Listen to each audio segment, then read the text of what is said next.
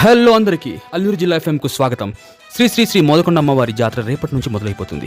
అది కూడా అతి వైభవంగా 3 రోజులు భక్తజనులతో చాలా రద్దీగా ఉంటుంది పండగ.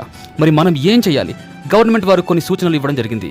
నెంబర్ 1, ముఖ్యంగా స్త్రీలు బంగారం ధరించి పండగకు వచ్చేటప్పుడు చాలా జాగ్రత్తగా ఉండాలి. నాకు తెలిసి విలువైన ఆభరణాలు ఇంటి దగ్గర పెట్టేసి రావడమే చాలా మంచిది. దొంగలు ఉంటారు, అది జాగ్రత్త. స్త్రీలు అది ఆలోచించాలి.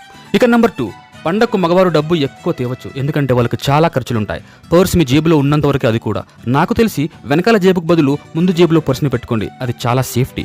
ముందు జేబులో కూడా కన్నం లేకుండా చూసుకోండి. ఇక నెంబర్ 3, వాహనదారులకు ఇది విజ్ఞప్తి.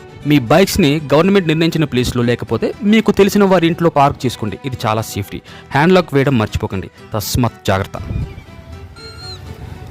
ఇక నెంబర్ 4, చిన్నపిల్లల్ని తీసుకొచ్చేవారు చాలా జాగ్రత్తగా ఉండాలి. వారు తీసుకోవాల్సిన జాగ్రత్తలు: మీ పిల్లల చేతుల్లో ఒక బ్యాండేజ్లో అడ్రస్, ఫోన్ నెంబర్ రాసి ఉంచండి. ఒకవేళ మీ పిల్లలు తప్పిపోతే అది చాలా ఉపయోగపడుతుంది. ఇది కాకపోతే